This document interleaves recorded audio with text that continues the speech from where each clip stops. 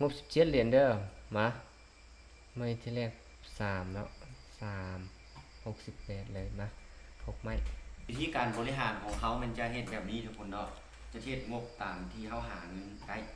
สมมุติว่ามื้อนึงได้เงิน100 เหรียญก็เอามาบ่เกิน30สิเนาะเขาจะลงทุนแบบนี้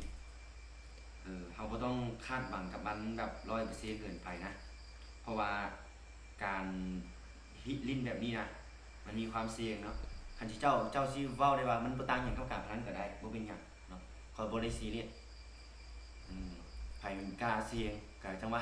50-50ไผกล้าเสี่ยงก็ลิ้นไผบ่กล้าเสี่ยงแล้วก็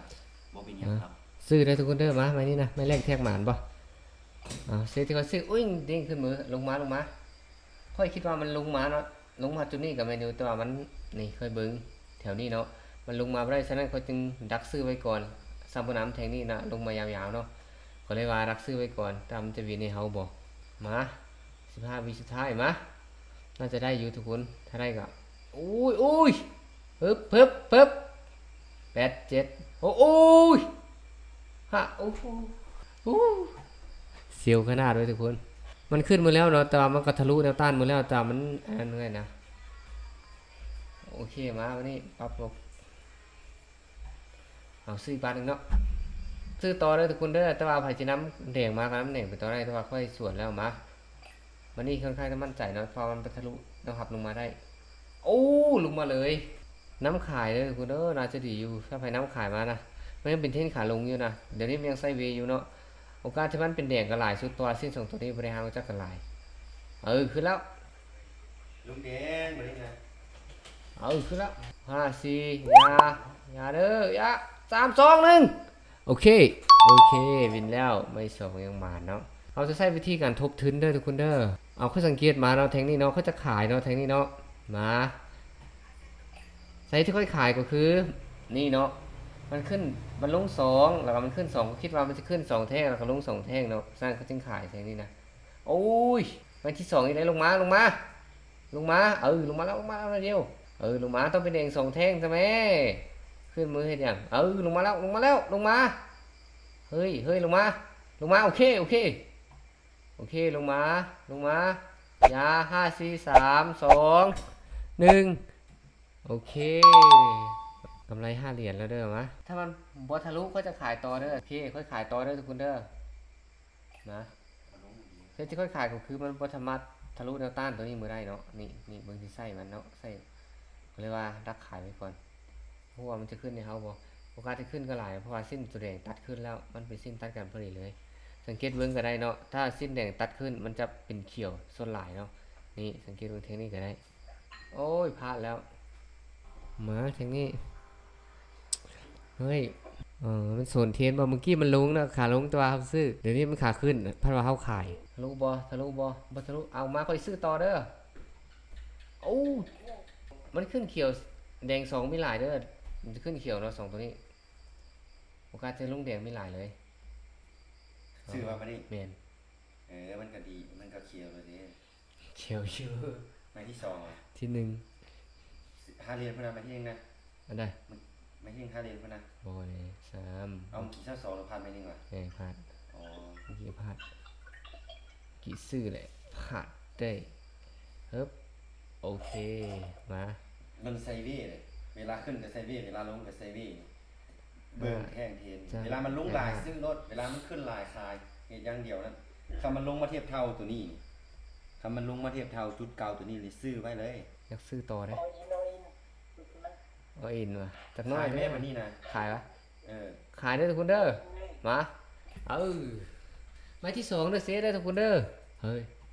ลงบัดนี้นะแท่งสลับบอลจักเนาะเบิ่งไม่4 บาท1ลงบัดนี้นะได้10บ่ลงมาได้บ่นี่มันลงแล้วเด้มันขึ้นยาวๆมันก็ลงมายาวๆเลยนะลงยาวๆแล้วลงมาต่อปึ๊บ4 3 2โอเคกำไรมาแล้ว11 เหรียญมาวันนี้ไปหลายนึง3.4เด้อวันนี้เด้อขายต่อตัวแมนมาขายอุ้ยลงมาพอดีโอ้ซื้อแล้ววันนี้นะมันขึ้นแล้วเนี่ยเราบอกว่าได้ บิ่งแต่จังหวะมันใส่เว่นะ เมียนแล้ววันนี้น่ะซื้อแล้วถ้ามันแดง3แท่งเขาก็ซื้ออยู่แล้วนะการที่เทรดนะบ่จำเป็นต้องตามลิเตอร์ว่าแดงก็แดงเขียวก็เขียวมันบ่แม่น ต่อไปที่20เหรียญ ถ้าเฮามั่นใจตัวใดก็ไปตัวนั้นเลยถ้าว่าบ่มั่นใจก็บ่ออเดอร์ก็ได้เนาะบ่แม่นว่าให้เฮาออเดอร์ทุกไม้ตามลิเดอร์ก็บ่แม่นเพราะว่ามันขึ้นกับจิตใจของเฮานะเงินก็เป็นเงินของเฮาเด้เฮาออกไปมันก็เสียถ้าได้มันก็ได้เนาะถ้าเฮาบ่ออกมันก็บ่เสียบ่หยังนะมาแบ่งครึ่งเด้อสต็อปที่20เด้อเอาขายต่อมาฮึบลงมาลงมาดีแล้วมั่นใจอยู่แท่งนี้นะให้ไป3ก็ดีเลยเนาะจะลองเอาอินเบิ่ง3ไม้เด้อวันนี้เด้อถ้าว่าได้ไหมนี่นะได้เท่าไหร่ก็ยามา5 4 3อย่าลากขึ้นบาทเดียวเด้อเจอมาหลายแท่งแล้วโอเค4จ้ำ88นะโอเคมาวันนี้มาซื้อต่อเด้อทุกคนเด้อคนจะซื้อเด้อคนจะน้ำขายมันน้ำขายไปต่อได้ค่อยเว้าประจำเนาะตอนนี้มันขึ้นเขียว2เนาะปลาลุง2ค่อยคิดว่ามันจะขึ้นเขียว2เนาะอนาคต น่าจะเป็นอยู่นั่นไม่ที่2อีกได้ถ้าพลาดก็สวยแล้วขึ้นได้บ่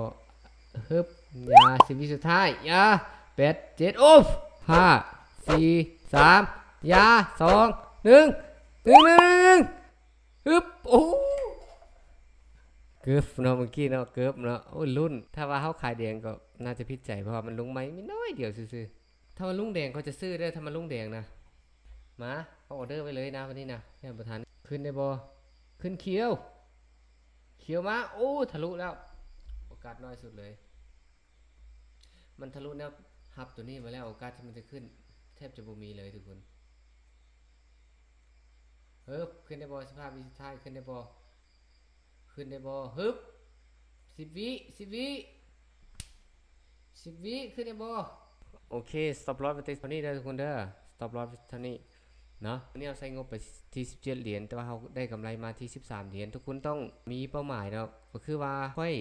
กับเดือนสมบังเป้ากันแล้วว่างบ17เหรียญเนาะไปฮอด30แล้วพวกเขาจะเซาแล้วเมื่อกี้ได้อยู่32จำ02แต่ขอพวกเขาประเทศต่อแต่ว่าพวกเขา stop loss ไปที่30เนาะคันที่เฮาเทสเดโมแล้วก็วินทุกไม้หั่นน่ะแต่ว่าเจ้ามาบัญชีจริงความรู้สึกมันแตกต่างกันเลยเนาะก็คือเงินเดโมนะเจ้าคิดเบิ่ง1,000เหรียญเนาะเดโมนะ1,000เหรียญเวลาเจ้าเทสหมดนะเอาอินทุกบาทก็ได้เพราะว่ามันบ่แม่นเงินเฮาเด้หมดแล้วก็รีเซ็ตเอาเนาะถ้ามันเป็นเงินจริงเบิ่งแม่10เหรียญก็โอ้ตกใจขนาดเด้ค่อยๆมื้อนี้ก็ยอมรับได้เนาะเอามาเทสแต่17เหรียญค่อยยอมรับได้ถ้าว่ามันเสียนะเนาะแต่